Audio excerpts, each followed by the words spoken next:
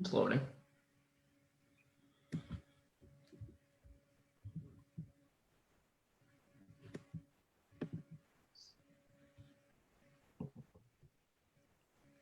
Hey everyone, thanks for tuning in and joining us in our second episode of Off the Plate with our guest today, Alex Ziegler.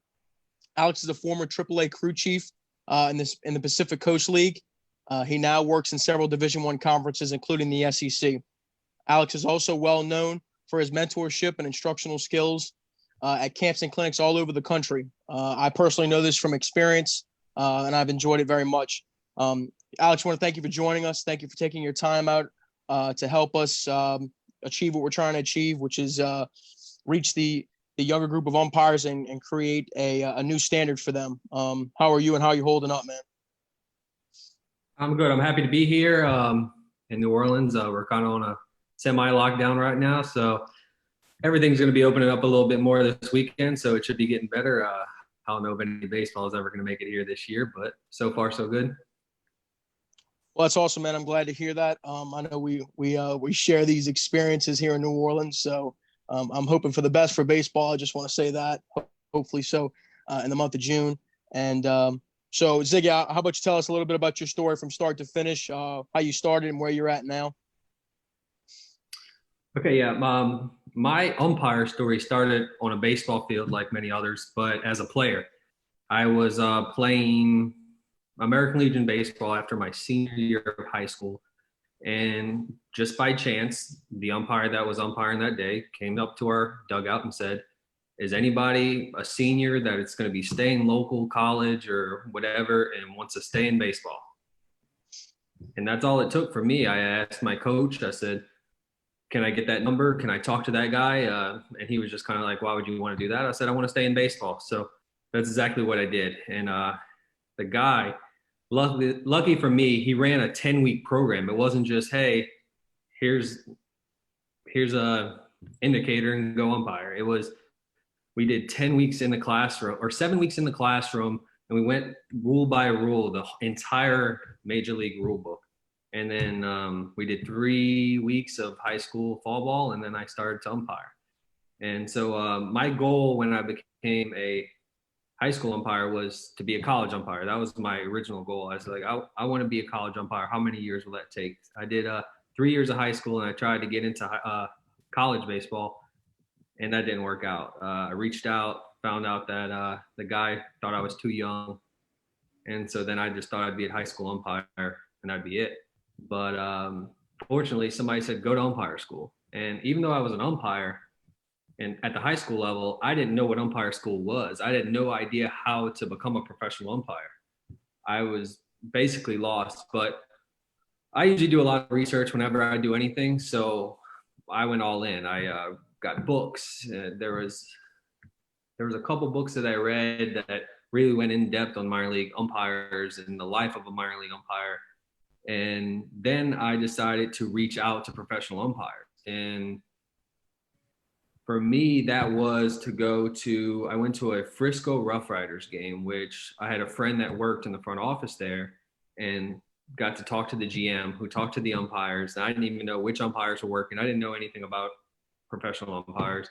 And so I went and sat. Those guys were nice enough to me to say, come 1 hour before the game and ask us whatever you wanted. Because not only wasn't I sure like which umpire school to go to, I was unsure of, is this for me? Is this something that I should stop going to college to say, I'm going to go travel for months and months at a time? So I had a notebook that I would write down every umpire question I could think of, every umpire school question I could think of.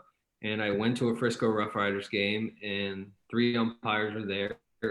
That's double A if you don't know. And that's I had Alex Ortiz, Brian Herzog, and the crew chief was Jeff Gosney.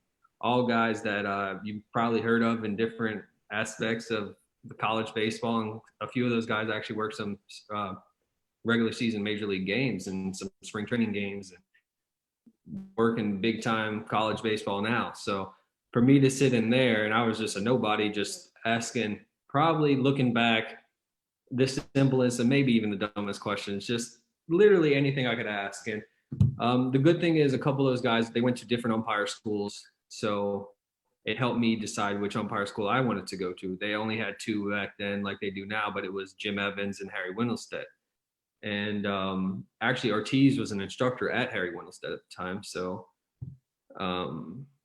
I ended up deciding to go to Windlestead Umpire School was the decision I made. And at the time I was 21 and I went to umpire school. I went to umpire school in 2011.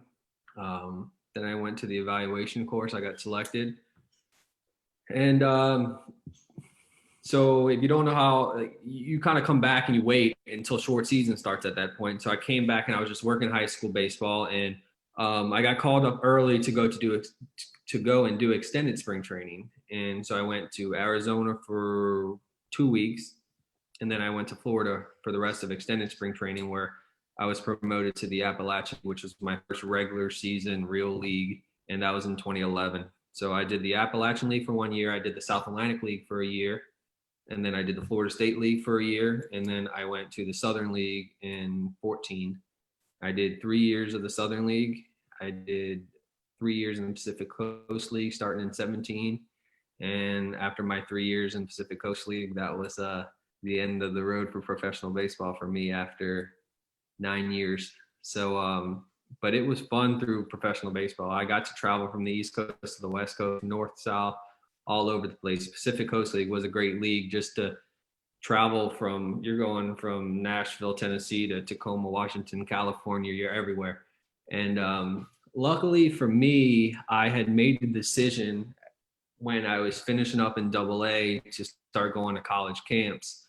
And that's how I made my connections at a few different conferences. And when I was in AAA, I would help teach some camps in the off season. So when I came off the field as a professional umpire to go into the college ranks, I really had already entered that world before I even got there. So when I made my transition back into college baseball, I've already been working a lot of non-conference before I left for spring training. So this would have been my first full season in college baseball, and I did get to work 4 weeks before all got called. So that's where I am right now, just hanging out and waiting. Yeah, that's it's a testament to what we're trying to do, which is not only put out our content for newer young umpires, but it's the recruitment and the retainment of guys. Just want to add one thing. The school that Alex was talking about now here in New Orleans is now something that him and a guy named Steve Barbier have taken over here, and we continue to do that now in the fall. We run sort of the same kind of schedule and aspect. We go through the rule book, everything federation, and then we have on the field stuff before we have live games. Then we have live games, and we use that for training for our newer and younger umpires, as well as anyone in the association that wants to get any type of work in the fall. So that is our opportunity to present yourself, and not only to get better, but to present yourself to the assignment secretary to see where you've gone, how far you've come, and to get good feedback and good instruction. So Alex does a great job with that. I was blessed to be able to help out with that this fall for the first time, and I'm looking to continue to do that. And so just want to say that that's a continuing aspect of what's going on. Ziggy, you want to talk any about your mentorship ideas throughout the country, kind of what we were talking about yesterday? Yes.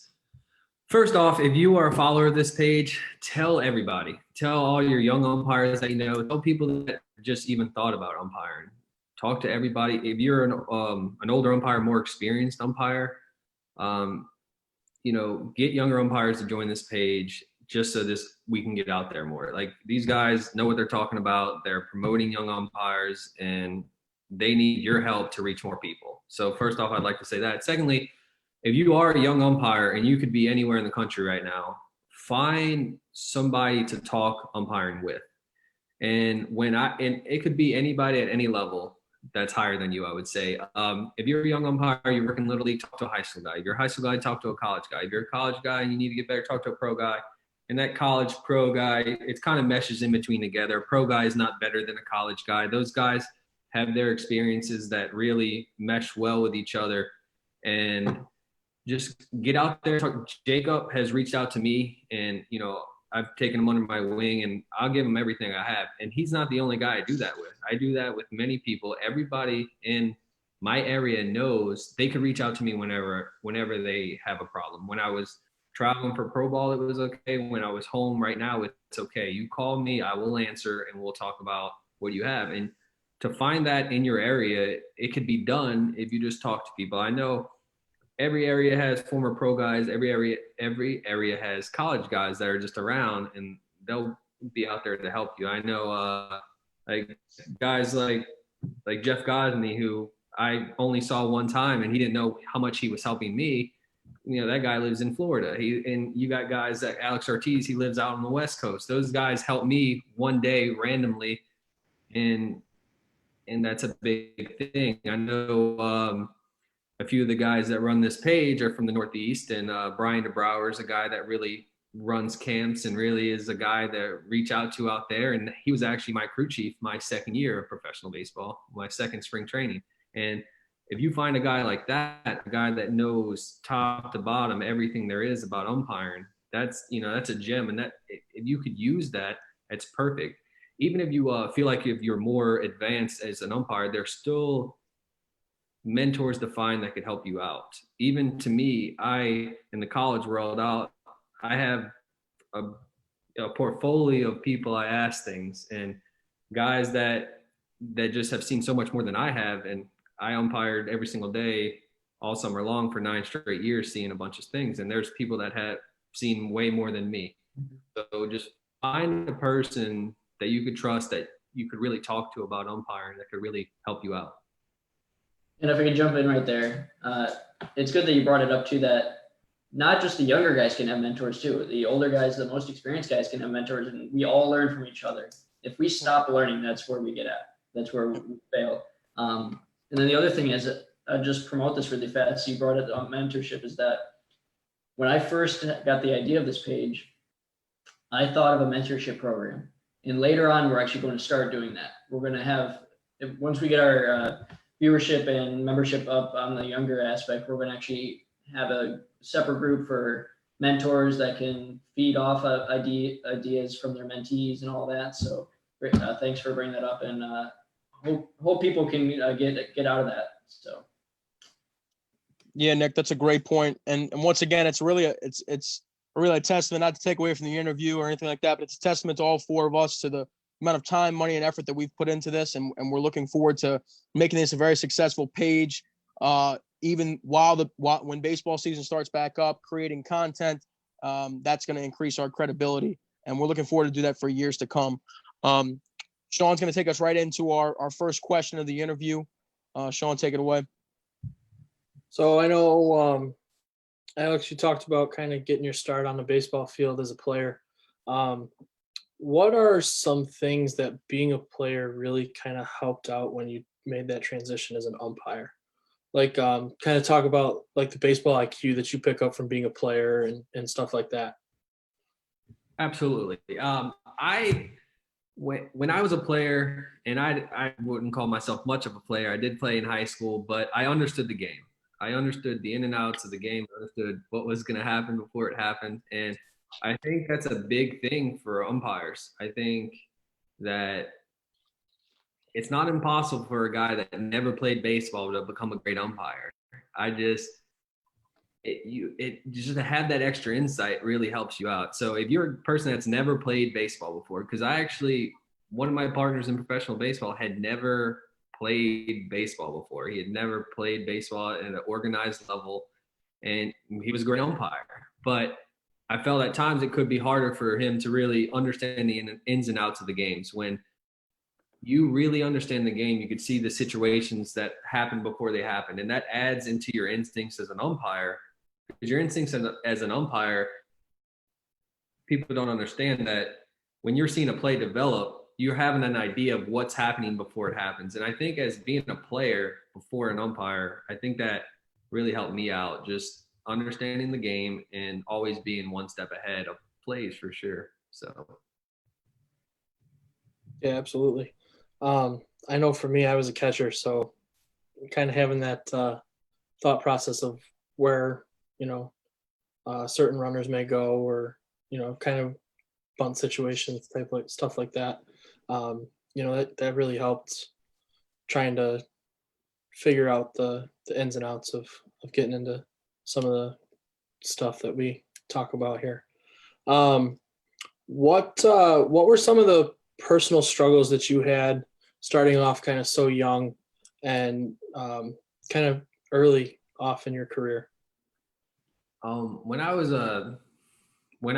went to umpire school, I was young, and the hardest thing for me was just being on my own. I would say, and when I get down just to professional baseball, I had lived at home and was in college, and I had never been independent. I was just going out, and now all of a sudden you're by yourself. So in that sense, professional baseball wise, maybe be a little more seasoned and understand where you're going.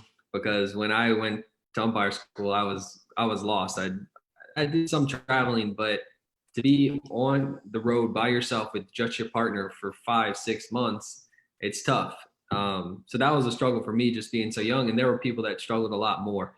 When it comes down to just umpiring, as a young umpire, when I was 18, it was just getting that confidence out there as a young umpire. Like because I had just come off the field and now I'm an umpire, and these kids are around my age. They're a year younger than me when I'm umpiring them, because I was doing high school baseball. And to be confident to, a 50-year-old man who's coaching, who's yelling at you, and you're a 19-year-old kid, and you need to defend yourself and defend your call. It's tough when you're that young. And, I know everybody has struggled with that in the past or right now, just, inserting yourself into the game and really, having some confidence. That was tough for me, as just, I really wasn't an outwardly loud person. So now I have to be the loudest person on the field. As a 19-year-old was tough.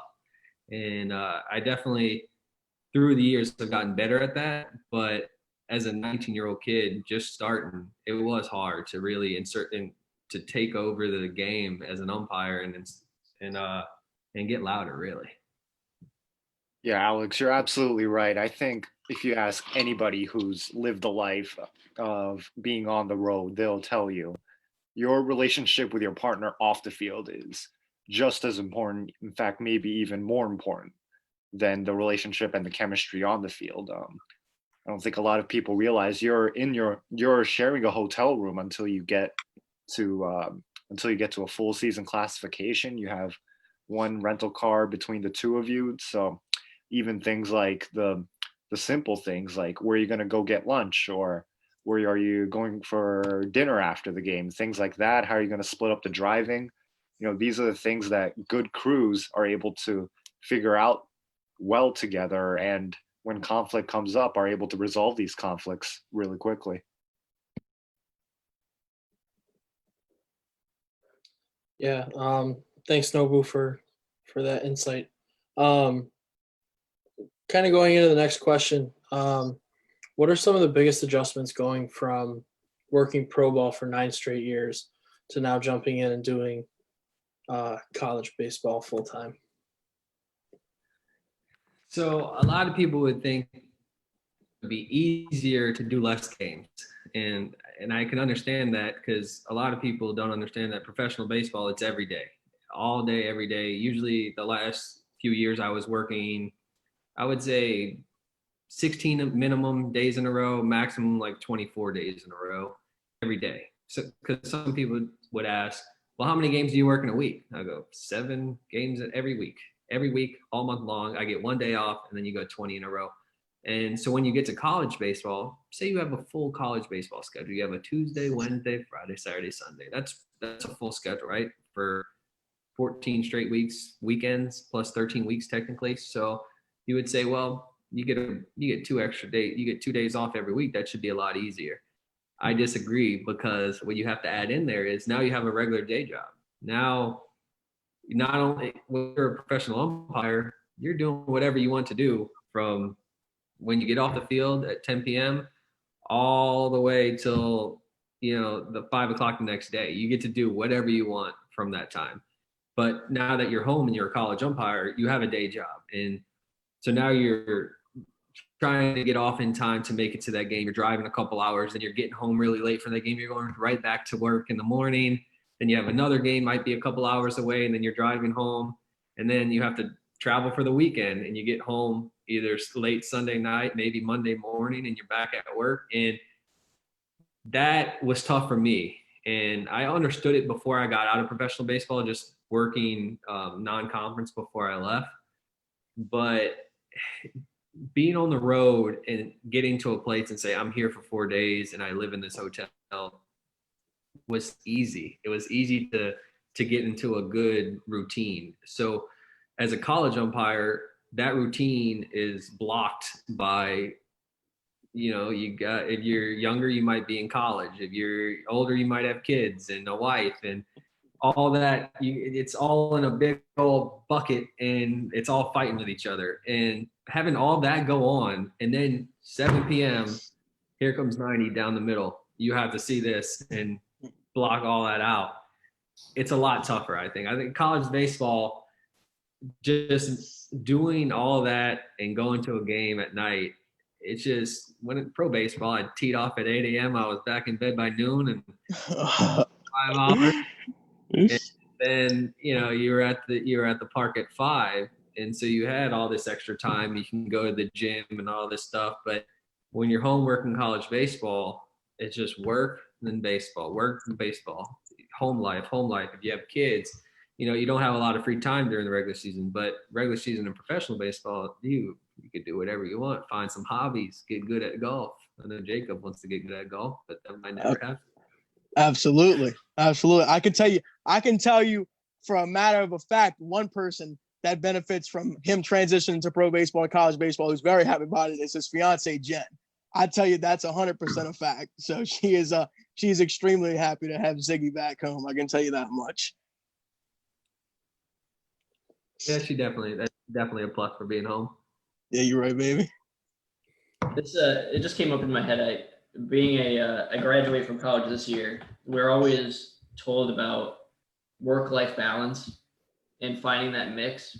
So could you speak to you somewhat did a little bit, but how that works for you and really separating time for your family and yourself from the games?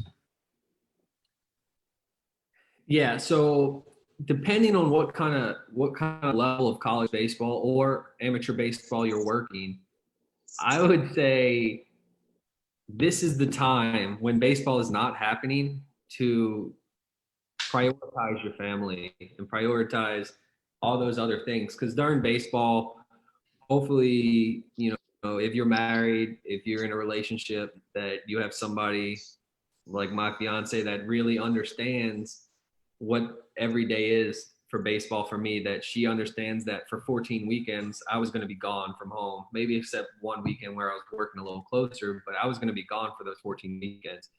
And I would say during the off season, go out of your way to make those relationships better. And, but in season, it's very tough to do everything at the same time. Work harder. That's all you got to say. Understand that your day job, that's where you probably make your most money. So work your butt off at your day job. Don't slack on your day job just because you have a junior college game at 6 o'clock, or you're going to work a doubleheader high school game at 5 o'clock. Get your job done, and then work on your family when you. And a big thing there is, if you need time, assigners are okay with you blocking. Block your days, guys. Like, you're a college kid. If I was in college right now, I'd be blocking a lot. I maybe only work 3 days a week. You got to block. That's the best thing. I've never met an assigner at the high school level. Our high school assigner, Shane Rigdon, I work as many high school games as I possibly can when I'm home. He's okay with you blocking the whole season if you have stuff to do. Block your dates and really, do work where you have to. If you're a student, block days and get your homework done. And don't block those days and then, play video games all day. Block those days and do your homework. Okay. So, but yeah, you just need to, it's tough for me because my job is kind of open. I could really work my schedule around, but some people don't have that luxury. And I would say relationship wise work hard in the off season. If you have a weekend that you could afford off, this first year I kind of was a yes man. I said yes to every weekend I possibly could. If I look back, it'd probably been better for me to block a weekend or two, so I could be home. But I know some people like to work every weekend. But if you can afford to take weekends off and days off, take those days off, and you don't have to work every single day, because you have priorities off the field that you need to take care of. Is it work? Is it a relationship? Is it school? So I would definitely say prioritize your time, and baseball is not always number one. And if you're living like being an umpire is the number one thing that revolves around, you might fail in life and in baseball. Yeah, just something to remember. That's Nick. That's a great question. Ziggy, that's obviously that's a great answer, man. We also have to remember that we're at the end of the day we're human, right? Even though some of these coaches and players and fans don't think so, we're human. We have outside lives just like everybody else, and really, this is why this is a brother and a sisterhood, right? Why we have to be there for each other. What this page is offering is not just things on the field, but off the field. That kind of insight, it's hard to come by. I mean, we can talk about situational handling and all that stuff, but you have to be understanding that there's life outside of baseball, and that's totally understandable. So, Nick, I liked your phrase. What was it? Work-life balance. Beautiful, wonderful. Like it a lot. Let's go to the next question, Sean. So getting into the training that you run down in Louisiana, what are some of the common mistakes that you see in younger and newer umpires that are just kind of starting out as they begin to really get that like formal training? All right, so if you're a new umpire and you've never been taught anything about umpiring, most of the time, and hopefully your local association organization is going to do some classroom work. And a lot of people, and it's tough for a guy who's never umpired before, and you're like, all right, we're going to teach you how to umpire. They think they're going to go straight to the field and see pitches, go to the cage, you'll see pitches. The most important thing is getting into the book. And whenever we start a class and we run our 7 weeks in class, the first thing I get up there is, and I say, these rules that we're about to learn are the most important thing that you're going to learn as an umpire. Like this is, and it's tough because they're boring. Everybody's been in a class where, you go through every single rule. If you've been to umpire school, you see the guy falling asleep, and it's tough. And luckily, I was very lucky. I stayed awake the entire time at umpire school. That I made it important to learn the rules. And if you do not know the rules, you can't be an umpire. No matter how good you look in a uniform, no matter how many calls you get right, when that rule comes up and you can't get it right, you lose all credibility. We are, the keeper of the rules and making sure people don't cheat. They abide by every single rule. And how can you be that person if rules aren't a priority to you? And as a new umpire, learn the rules as quickly as possible. Now, once you transition from being an umpire that has learned all the rule books, all the rules in your rule book, to the field, listen to the people teaching you, because they're there for a reason. Those people, like if it's me, and luckily, it's interesting for me just being I'm still fairly young, and when we have umpires that come in that are younger umpires, they'll listen. But even if we have older umpires, that's a young umpire to me. A young umpire is anybody that's just starting. So our young umpires, no matter what your age, if you come in and that guy, I really realize how good that older guy might be by how he listens to me. I'm a younger guy. I'm younger than that guy. And if I tell him something and he understands and he says, yeah, that's right, he listens. Everybody could do that. And that was tough for me becoming an instructor, especially back home where I learned to umpire just, 6 years before that. I was just learning to umpire, and then they were putting me into a spot to teach guys that taught me. And that was crazy for me to be, when I was 19, 18 years old, learning, guys that taught me how to umpire, guys that were my mentors, it had switched. And now these guys are listening to me and really taking it. And the good thing about my area is people listen, and they, everybody has that. You just don't be a tough guy if you're a young umpire. We're here to make you the best umpire that you could be. And some guys like to fight back and think their way is right, or why this then, and why that then. What we're saying most of the time is right. Sometimes we do make mistakes as an instructor. We might be messing something up, but most of the time we're right. So I would say, as a young umpire, get into the rules and listen to your instructors. Listen. The main thing there is listen. You don't need to speak to listen. So listen to your instructors. The thing here in New Orleans, something that's been pounded in my head. What he's trying to say in layman's terms, as far as when you're instructed and listening, be an active listener. So when he's saying that, people like him, like Luke Weems and Shane Rigdon and guys like that, all my mentors down here, right? Don't be a yeah but guy. Just it's a yes sir, gotcha, okay. If it's a follow-up question, make sure they're fully done speaking and then ask that question. But it's never about being a yeah but guy, and it solves a lot of problems for you, And so I think that in layman terms, that's what he means.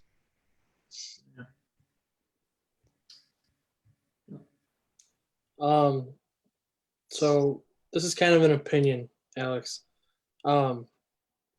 How do you think that somebody should approach knowing when the right time to make the jump from high school to college or high school to pro ball if they get hired? Very tough question. First off, I'll talk to you about high school umpires to college.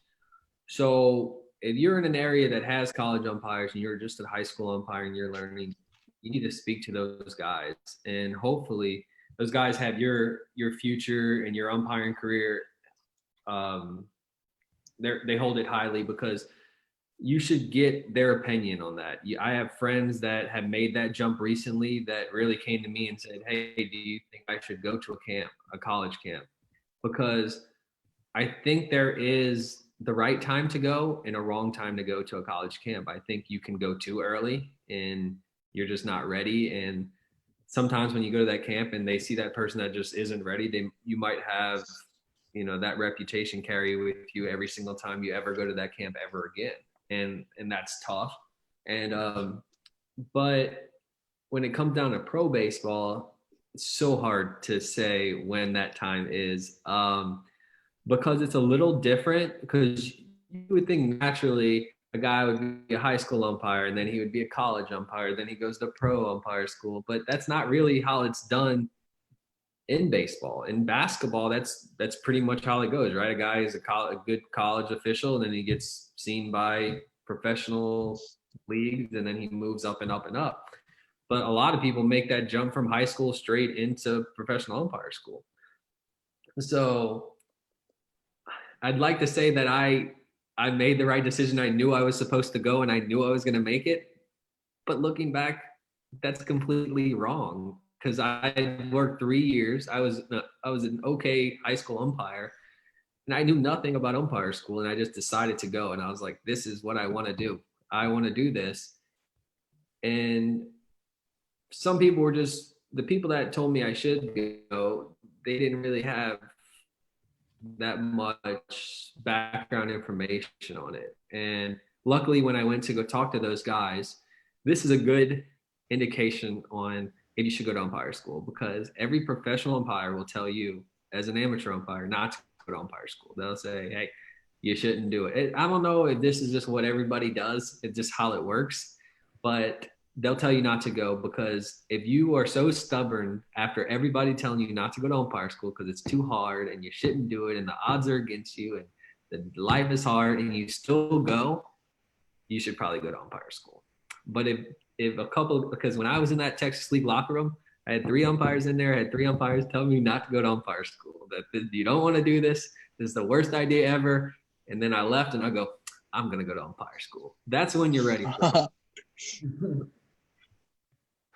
But, I couldn't agree with you more, Alex. I'm a guy that worked 1 season of high school ball and then kind of jumped into umpire school really blindly because, well, to be honest, I didn't know any better. And it turned out all right. Had a great experience, but it's, how do I put this? and like I said in the last episode, it does, umpire school does open a lot of doors that are outside professional baseball. You learn to make connections and stuff. But in terms of deciding when to go, like you said earlier, Alex, I did as much research I could as possible, and nowadays both major and minor league baseball do a great job in terms of there are a lot of resources available. I went to a couple different camps sponsored by MLB umpires. Their program over in Washington D.C. and Fort Myers, where it gave me just a really, really brief taste of what umpire school would be like, just condensed into a couple hours. But that just going there and knowing I would enjoy that, and I got to meet some people that also had the same aspirations, kind of that was me kind of jumping on that train and jumping on that path. So I would say to anyone who's kind of on the fence about it is just try to acquire as much information as possible, talk to other people, and then like you said, if for a lot of people your mind's already set, no matter who you talk to, and that's totally fine.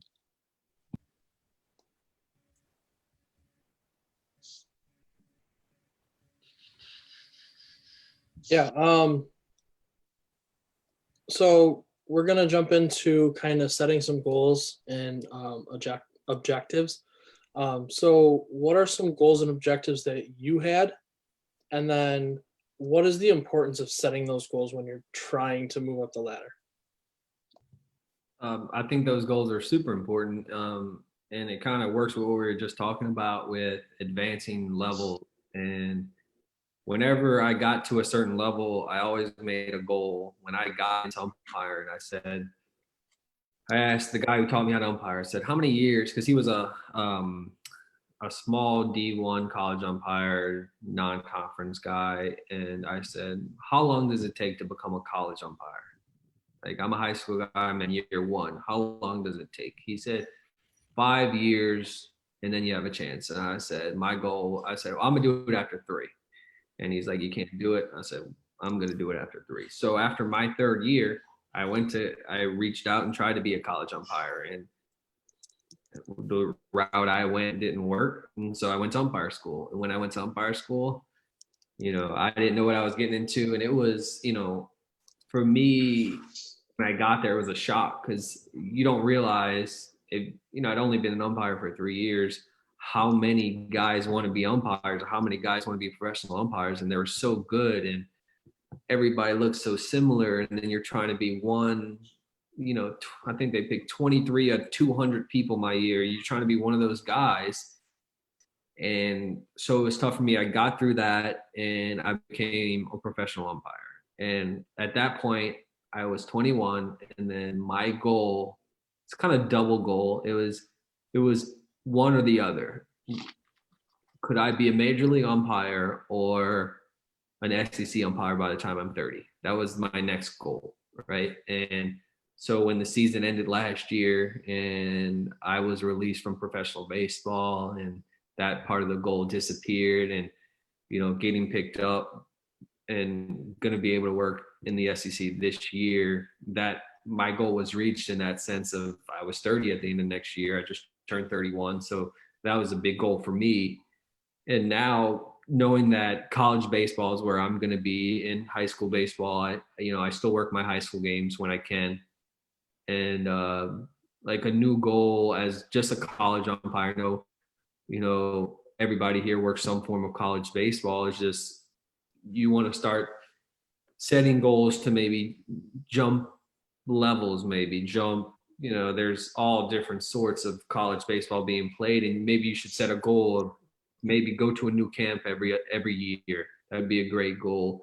My goal now, just as a college baseball umpire, is stay in the leagues that I'm in. That's one, and maybe make a conference tournament in the next 3 years would be something for me. I don't know the ins and outs of college baseball enough to really set a goal that like bigger. And usually that's how I am. I make a big goal and I go for the big goal.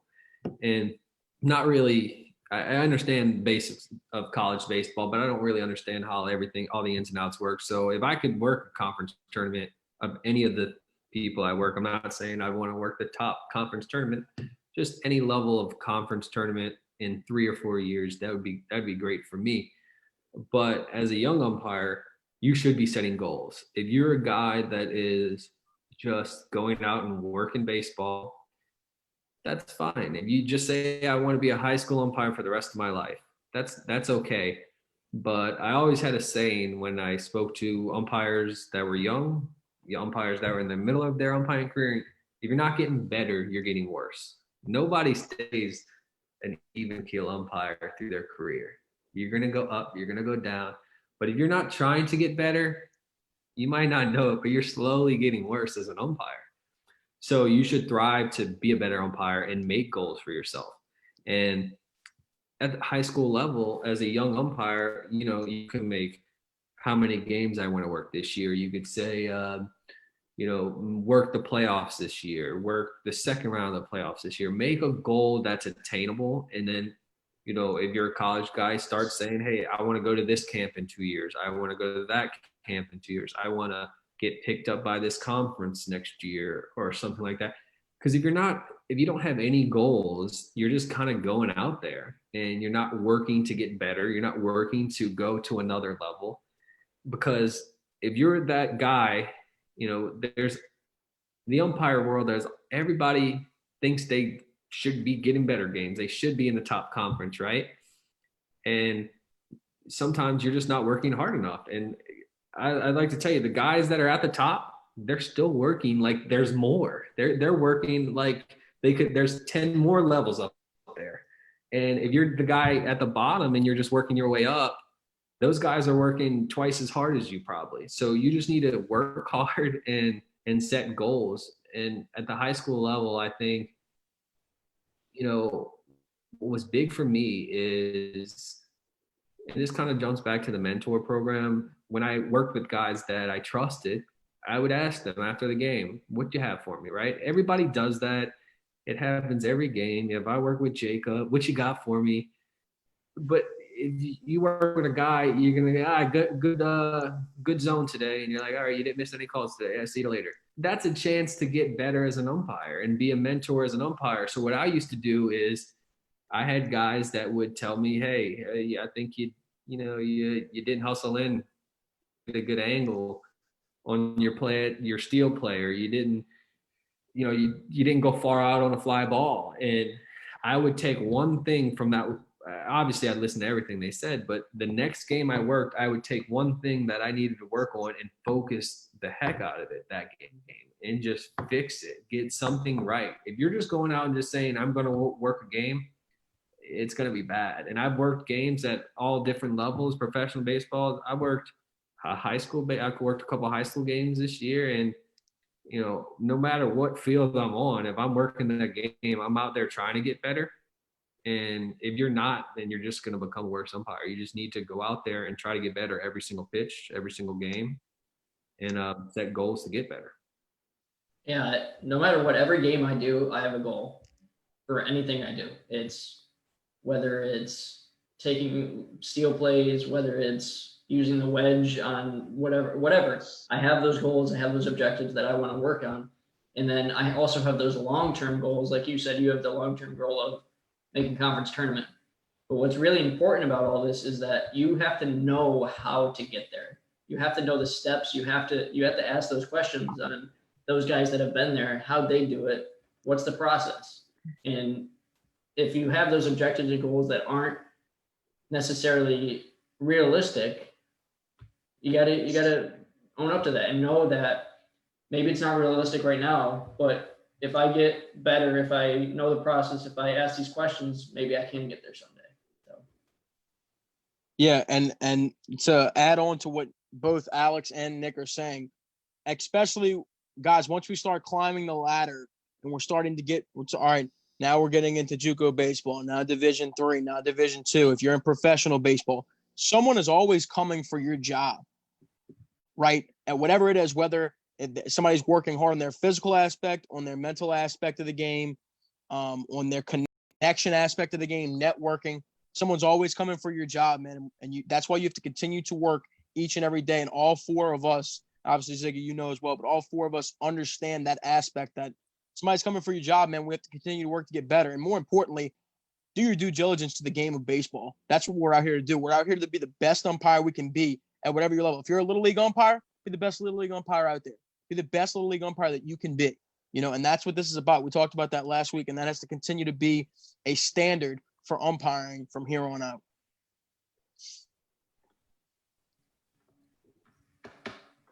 Yeah. So what are some of the challenges that you faced moving up in the professional baseball ranks? For me, I was lucky enough to not, like, in the beginning, it was good. When I went to umpire school, I was ranked high enough not to go to rookie ball. I went straight to the Appy League, which is a form of rookie ball. And, but I got to skip a level. But after that, my umpire, I felt like I was a good umpire, but I always felt like I was middle of the road, right? It's great not being, when the rankings come out at the end of every year, everybody gets ranked. And it's awesome being the number one, number two, number three. I was never that guy, ever. I was never that guy. And, as I moved up, I felt like, hey, I'm getting promoted every year, but I'm not really that guy that's the top, and I felt like I needed to be that guy if you wanted to be considered a prospect in the future. And, it's tough to be told like you're in the middle of the pack. It happens everywhere. You're on a college staff and you're not working in the conference tournament. You're a decent high school umpire, but you never get to work in the playoffs. So they work you in the first round, and and that's it. And for me, I was working in the playoffs, but I was never working in championships. Right? I did that all the way through, and I didn't work a single championship ever. I worked one All-Star game in the Southern League, but I was kind of like that middle of the road guy. I wasn't at the bottom getting released, and I wasn't at the top, working the All-Star game every year, working in the playoffs and the championships every year. So it was tough in those middle years, just trying to, understand like maybe this professional baseball isn't for me. And, by the time you get to AA, you have an idea of the system. That guys that are great umpires are still not going to be major league umpires. And that, when I got to AA, I understood that, maybe Major League Baseball is not going to be my end goal. That's why at the end of my AA, at the end of my third year at AA, I started going to college camps. And I said, if I don't make it out of AA, I could still do college. And I made it to AAA. And, when you get to AAA, you're not getting rankings, but, I knew my previous rankings, and you're kind of getting the idea and kind of knowing everybody has a good idea of what they think of you as you're moving up the system. And when I was in AAA, I kind of had an idea. I said, when I work my third year, this is probably going to be it for me. And, it was almost good for me. Like, I know guys, I made it to AAA. I worked a couple of spring training games, and I don't know if it's, I got to that point and I kind of realized that Major League Baseball is not going to be my end goal. I'm not going to make it. And I knew that going into my season last year. And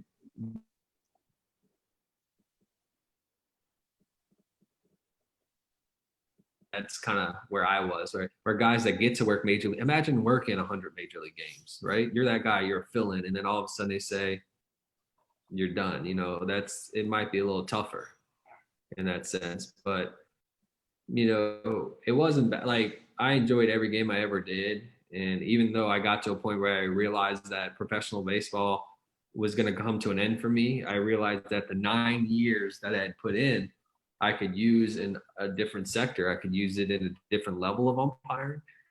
I could use it in a different sport. I've started doing basketball this last year. I'm a terrible basketball referee. Ain't that the truth? Everybody anywhere would tell you that, but damn right. Yep. But I use what I did in baseball in basketball. And I'm a young official in basketball, and I know what I need to do to get to, I don't know how far I want to go in basketball. High school might be it for me, but I want to be the best high school referee I could be. just like I want to be the baseball umpire I want to be. But you're always going to have those struggles if you're a younger umpire and you're struggling in certain sectors and certain sections of the game, and you might not be progressing to the level that you think, and maybe everybody hits a plateau at some point, but maybe as a young umpire, I would just say just keep working through it. So my struggles in professional baseball are a little different than at the high school. You're just starting, so everybody's going to struggle at certain things. Everybody's going to have bad games. How many times have you? I've worked 5 games in a row behind the plate where I thought I was the worst umpire that ever existed. It's going to happen, and you need to step back and say, "Hey, calm down. Let's move forward and get past whatever we're doing." Amen to that. Amen to that. Absolutely. Sean, I think we have one more question left. Yep. Really, we just kind of want to get some good advice from you for younger, newer guys. So kind of some big key pieces of advice that you're going to have to some of these guys that are really looking to get into baseball or get into higher levels of baseball. If you're a young umpire, I would say first off, get a mentor. Get a guy that you can trust, a guy that will help you daily. Get a friend group. Get a group of guys. I have guys that during baseball season we talk all day, every day, and it's nonstop. And you need that group of guys to keep you engaged, especially in the off season, especially right now when we're doing nothing. We're not talking baseball. You want to send a video, right? And you want to argue about it. You want to say you're wrong, and you're going to say you're wrong. You need to have that group. And as a young umpire, I know it's tough, and that's when I would say, if you're a more experienced umpire listening to this right now, go out of your way to help somebody. Mm-hmm. If you're just an older umpire and you're just doing your thing, you're not helping. You're not helping what we need to do as umpires. We're trying to progress all umpires. We're trying to get new umpires.